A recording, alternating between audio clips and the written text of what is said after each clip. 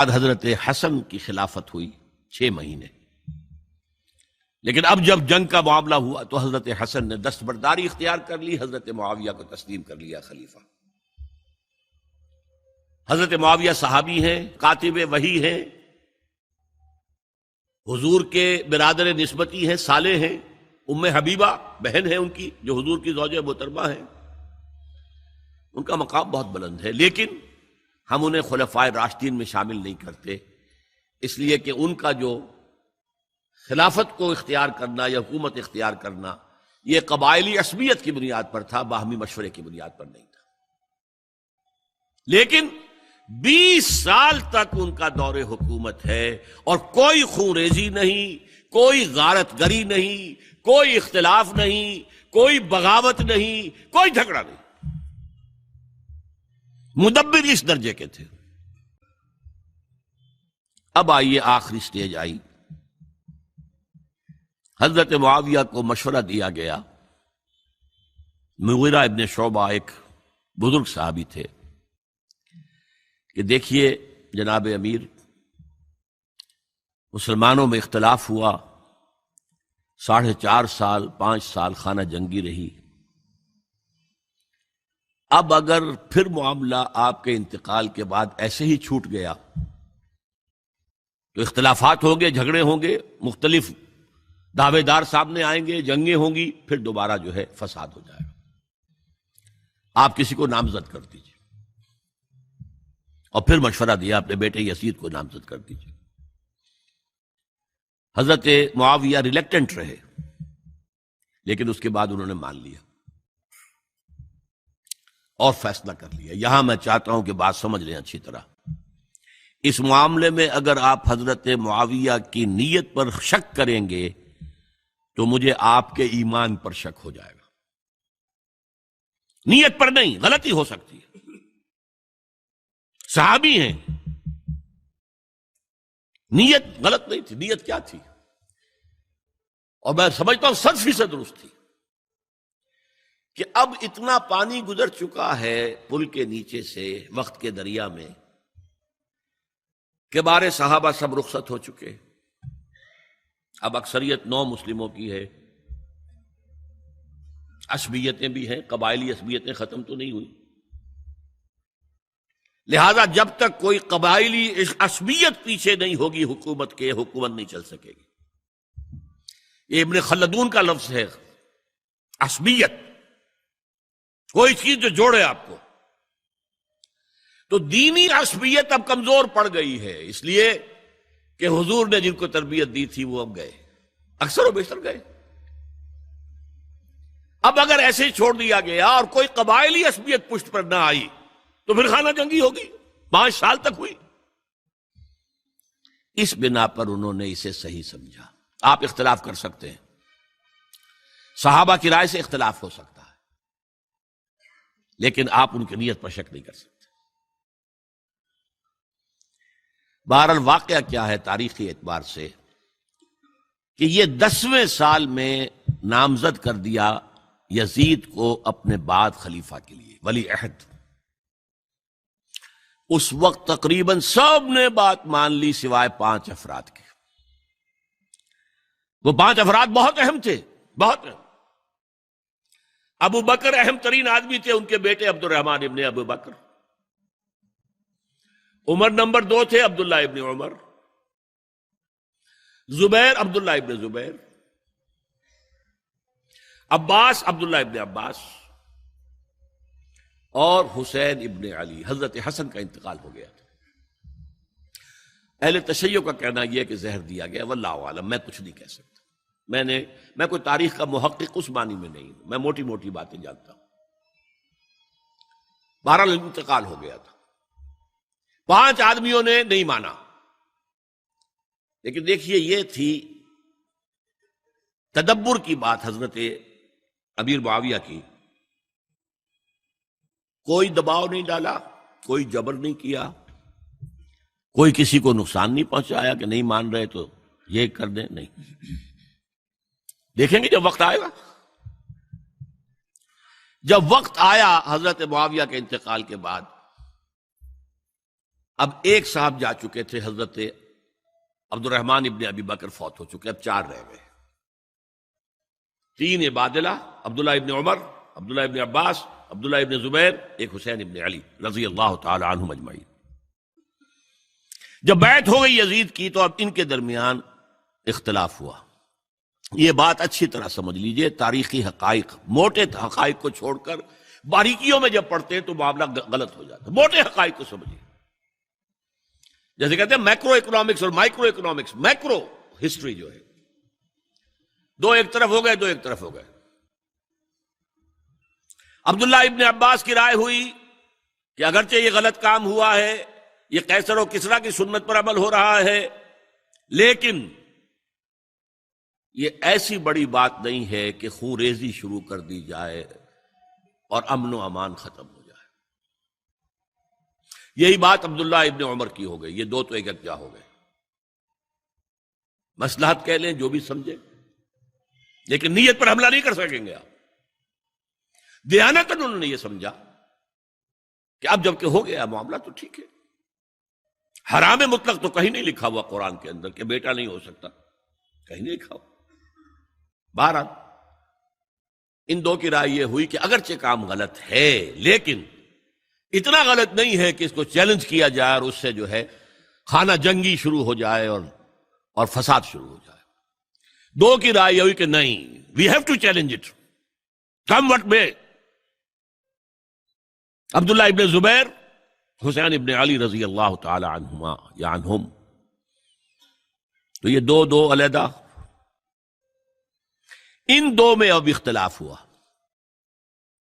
عبداللہ ابن زبیر کی رائے یہ تھی کہ یہیں مقیم رہو مکے میں، حجاز میں، مکے اور مدینے میں، یہاں سے ریزسٹنس موومنٹ ہم شروع کریں گے، کیونکہ یزید کی خلافت تو دمشق میں تھی، بہت دور۔ حضرت حسین کو خطوط آ رہے تھے کوفے سے، کوفہ حضرت علی کا صدر مقام رہا تھا، اور جن سبائیوں نے فتنہ پیدا کیا تھا حضرت عثمان کے خلاف وہ بھی وہیں آباد تھے۔ انہوں نے خطوط کا تاطا باندھ دیا، آپ آئیے ہم آپ سے بیعت کریں گے اور کھڑے ہوں گے اور مقابلہ کریں گے اور اس یزید کی حکومت ختم کریں گے۔ ڈاک کے تھیلے بھرے ہوئے۔ حضرت حسین نے فیصلہ کیا کوفے جانے کا، بہت روکا۔ عبداللہ ابن عباس بہت ان سے بزرگ تھے عمر میں، اور ویسے بھی ایک اعتبار سے نانا تھے، ایک اعتبار سے پڑدادا تھے حضرت عبداللہ ابن عباس۔ حضور کے چچا زاد بھائی تھے تو نانا ہو گئے کہ نہیں؟ حضور نانا تھے کہ نہیں؟ اور حضور کے چچا تھے حضرت عباس، ان کے بیٹے ہیں یہ۔ تو اس اعتبار سے حضرت علی رضی اللہ تعالیٰ عنہ کے کیا ہو گئے؟ چچا۔ بہرحال میں کچھ گڑبڑ کر رہا ہوں اس وقت۔ وہ دوڑتے جا رہے تھے کہ حسین خدا کے لیے مت جاؤ، خدا کے لیے مت جاؤ، یہ کوفی تمہارا ساتھ نہیں دیں گے، الکوفی لا یوفی، کوفی وفا نہیں کرتا وعدہ، اور خدا کے لیے اگر جانا ہے اپنے گھر والوں کو یہاں چھوڑ جاؤ۔ بس حضرت حسین پر رضی اللہ تعالی عنہ جو ایک کیفیت تھی، انہوں نے سب باتوں کو نظر انداز کیا۔ وہاں ہزاروں لوگوں نے مسلم بن عقیل جو حضرت حسین کے نمائندے کی حیثیت سے پہلے گئے تھے، ان کے ہاتھوں پر بیعت کیا، وہ خطوط آ رہے تو اور بھی بات پختہ ہو گئی۔ ابھی راستے ہی میں تھے کہ پتہ چلا کہ ابن زیاد گورنر بن کر آیا ہے، اور اس نے جو وہاں پر تشدد کیا ہے اور ڈنڈا برسایا ہے، سب بیعت توڑ کے گھروں میں چھپ گئے، اور مسلم بن عقیل جو ہیں وہ بے یار و مددگار شہید بھی کر دیے گئے۔ حضرت حسین نے ارادہ کیا کہ واپس ہو جائے مدینے کی طرف۔ اب مسلم بن عقیل کے بیٹے جو ہیں، وہ عرب کی ایک غیرت ہے، ایک آنر جسے آج کل کہتے ہیں، ہم اپنے باپ کا بدلہ لیے بغیر نہیں جائیں گے۔ اور حضرت حسین کی شرافت اور مروت، یہ لوگ میرے ساتھ آئے تھے نا، میرا ساتھ دے رہے تھے، اب میں ان کا ساتھ کیسے چھوڑوں؟ بہرحال وہ حادثہ فاجعہ ہو کر رہا، اور اس میں سب سے بڑا سبب جو بنا ہے وہ میں چاہتا ہوں جس کی طرف کسی کی نگاہ نہیں گئی۔ افسوس یہ ہے کہ میرا اس پر جو کتابچہ ہے سانحہ کربلا وہ آؤٹ آف پرنٹ تھا، کوشش تھی کہ آج یہاں وہ پیش کیا جاتا، مختصر ترین، لیکن آپ دیکھیں گے کہ کلیئر ہو جاتی ہے ہسٹری۔ دو کتابچے ہیں، شہید مظلوم، میرے نزدیک مظلوم ترین شہید حضرت عثمان رضی اللہ تعالی عنہ، اور سانحہ کربلا، بہت بڑا سانحہ ہے، اس میں کوئی شک نہیں۔ حضرت حسین کے صبر اور مثابرت اور استقلال اور شجاعت یہ مثالی ہیں تاریخ کے اندر۔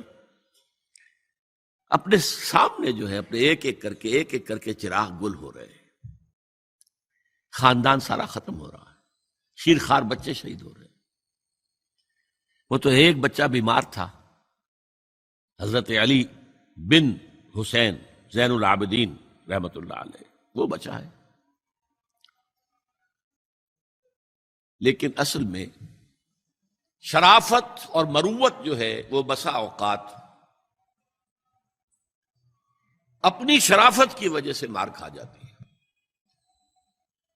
حضرت حسین سے میرے نزدیک یہ ایک اسٹریٹجک مسٹیک ہوئی کہ جب کوفیوں کا لشکر سامنے تھا تو وہاں کھڑے ہو کر ایک ایک کا نام لے گا، فلاں ابن فلاں کیا تم نے مجھے خط نہیں لکھا تھا؟ اے فلاں ابن فلاں کیا تم نے مجھے خط نہیں لکھا تھا؟ سب کے راز فاش کر رہے ہیں، اور دیکھو یہ میرے پاس یہ تھیلے بھرے ہوئے تمہارے خطوں کے موجود ہیں، تم نے مجھے بلایا اور میں آیا۔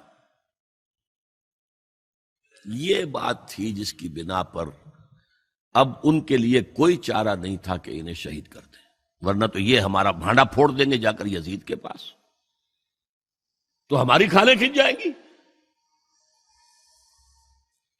یہی وجہ ہے کہ حضرت حسین نے 3 آفرز کی، مجھے واپس مدینے جانے دو، نہیں، مجھے یزید کے پاس جانے دو، نہیں، مجھے کہیں اسلامی سرحد پر بھیج دو، میں وہاں پر کافروں سے جنگ کرتے ہوئے زندگی ختم کر لوں گا، نہیں، ہیئر اینڈ ناؤ بیٹھ کرو۔ یہ حضرت حسین کی شرافت، غیرت، حمیت، مروت اس کے خلاف تھا، لہذا انہیں شہید کیا گیا۔ اور پھر خیموں کو آگ لگائی گئی، یہ نوٹ کیجئے کیوں لگائی گئی۔ اگر تو یہ غصے اور انتقام میں اور وینجینس میں ہوتا تو حضرت علی بن حسین زین العابدین کو بھی شہید کرنا چاہیے تھا، نہیں کیا۔ اگر یہ اس طرح کا معاملہ ہوتا تو خواتین کی بے حرمتی ہوتی، نہیں ہوئی۔ یہ خیمے کیوں جلائے؟ تاکہ وہ جو ایویڈنس ہے وہ ختم ہو جائے، ہمارے خلاف یہ جو ڈاکومنٹری پروف لیے پھر رہے ہیں، خیمے جلیں گے اور یہ تھیلے بھی جل جائیں گے اور یہ خود بھی جل جائیں گے اور ہم بچ جائیں گے۔ یہ ہے میرا تجزیہ۔ بہرحال اس میں کوئی شک نہیں کہ تاریخ انسانی کے عظیم حوادث میں سے وہ ہے، اور میرے نزدیک حضرت حسین رضی اللہ تعالیٰ عنہ کا اختلاف کر سکتا ہے، جو چاہے کرے، حضرت حسین سے اختلاف کرے اور اتفاق کرے حضرت عبداللہ ابن عمر، عبداللہ ابن عباس کے ساتھ، تب بھی ٹھیک ہے، اور اگر حضرت عبداللہ ابن عباس اور عبداللہ ابن عمر سے اتفاق کرے اور حضرت حسین ان سے اختلاف کرے، تب بھی شک ہے۔ معصوم کوئی نہیں، ہمارے نزدیک معصومیت خاصہ نبوت ہے، نبوت ختم ہوئی حضور پر، معصومیت ختم ہوئی، غلطی ہر ایک سے ہو سکتی ہے اور آپ رائے رکھ سکتے ہیں، لیکن کسی صحابی کی نیت پر حملہ نہیں کریں گے۔ صحابی کی نیت پر حملے کا مطلب کیا ہے کہ محمد صلی اللہ علیہ وسلم تزکیہ نفس نہیں کر پائے، یہ ریفلیکٹ کرے گی حضور کی اس پوری جد و جہد پر کہ شخصیت سازی نہیں کر پائے محمد صلی اللہ علیہ وسلم، نہیں، معاذ اللہ ثم معاذ اللہ ثم معاذ اللہ۔ بہرحال یہ ہے تاریخ کے اعتبار سے ہمارے ہاں جو عظیم ترین ذی الحج کے مہینے میں حضرت عثمان شہید ہوئے تھے، 28 ذی الحج کو حضرت عمر پر حملہ ہوا تھا، 1 محرم کو ان کی شہادت ہوئی تھی، 10 محرم کو یہ سانحہ کربلا پیش آیا تھا۔ یہ ہماری اس ابتدائی تاریخ کے اہم لینڈ مارکس ہیں جنہیں ہم شہادت کے نام سے جانتے ہیں، لیکن میں اب پھر دوبارہ کہوں گا یہ اللہ کی راہ میں قتل ہوئے۔